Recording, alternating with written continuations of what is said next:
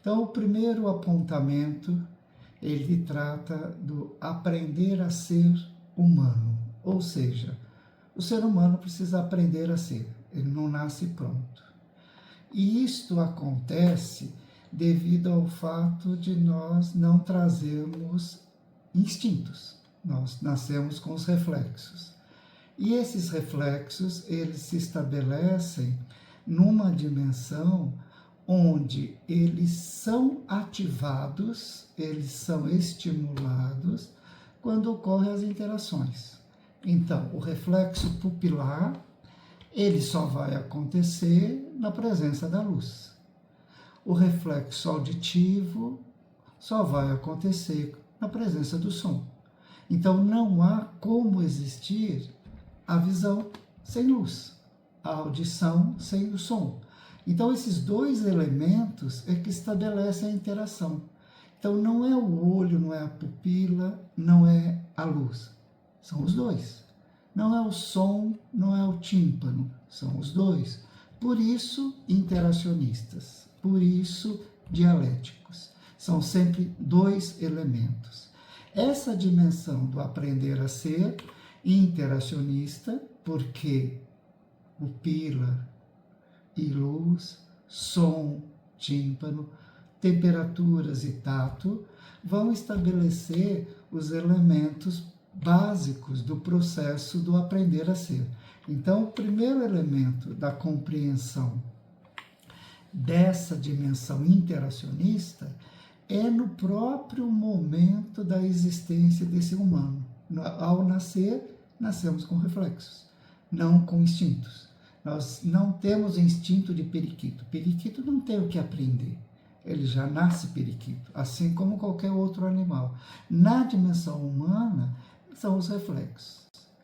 Essa relação dialética entre som e audição, luz e pupila, e outros elementos que vão só se complexificando, essa dialética poderá ser simultânea ou poderá ser recursiva, ou seja, modificar, ser modificado simultaneamente. Um outro exemplo de dialética simultânea é o ensino, é a presença do professor, a presença do aluno. Outro elemento, outro exemplo, né, de dialética simultânea é o efeito enganoso da punição. Então, no momento que ocorre uma punição, aparenta resolução de conflitos, mas na realidade, essa resolução é absolutamente enganosa.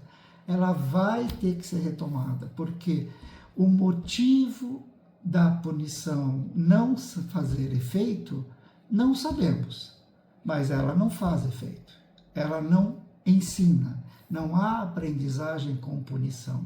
Essa é uma ideia básica do questionamento do Skinner sobre a punição. Então, é o único autor interacionista que questiona a punição como uma técnica adequada para o processo de aprendizagem.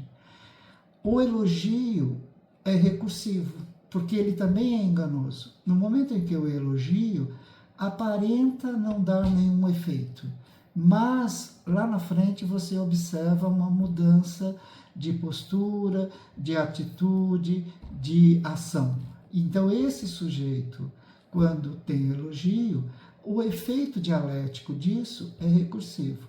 A punição é um efeito imediato, só que é enganoso. Então, só são esses exemplos que, de alguma maneira, estabelece a dialética simultânea ou a dialética recursiva. Outro elemento da dialética recursiva é a aprendizagem. Eu ensino, tenho que dormir, memória de curto prazo, memória de longo prazo, na semana seguinte, na aula seguinte, no dia seguinte, retoma-se para que efetivamente haja aprendizagem. Então, dois exemplos do cotidiano. O ensino é uma dialética simultânea, a aprendizagem é uma dialética recursiva. Outro elemento que vai estabelecer o aprender a ser é o conteúdo das interações. Então, O ser humano nasce com reflexos, ao nascer com reflexos estabelece a interação. Essa interação é sempre dialética, por sempre são dois elementos. Ao serem dois elementos, esses dois elementos são basicamente objetos materiais ou objetos imateriais.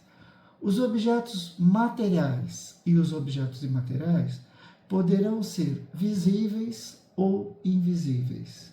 Esses objetos, até para facilitar um pouco a compreensão, é só pensar no prefixo ob. Ob significa o que está diante de. Então, tudo que está diante de cada um é um objeto. Então, esse objeto, que pode ser uma fala, objeto imaterial. O sujeito é um objeto material. O objeto material, eles poderão ser, os objetos materiais e imateriais, poderão ser visíveis ou invisíveis. Objetos materiais visíveis são transparentes, vidros, translúcidos, quando é opaco, a luz passa prejudicada pelo objeto, ou eles serão objetos materiais visíveis opacos. A maioria dos objetos são opacos, alguns translúcidos e os vidros são transparentes. Às vezes a própria água depende da sua qualidade. Objetos materiais invisíveis, som e ar. E aqui precisa tomar um cuidado, porque o som é um objeto material invisível. Só que quando ele traz a palavra, ele se torna um objeto imaterial. Então, o som, a mãe está fazendo um som para o bebê. Este som é material, só que é invisível. Quando se fala, se usa o som como suporte da ideia, da palavra, ele se torna imaterial, né? No sentido da dimensão da ideia, do signo, né? Os objetos imateriais.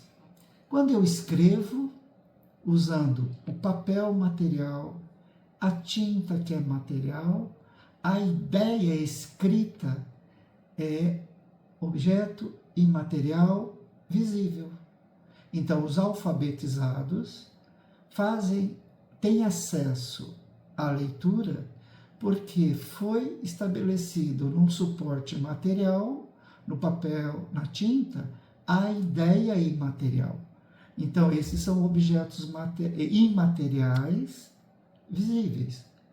A fala, os gestos, são objetos imateriais invisíveis, no sentido de representar uma ideia. Então, a palavra usa o som como suporte material, mas a palavra, a ideia que está neste som é imaterial.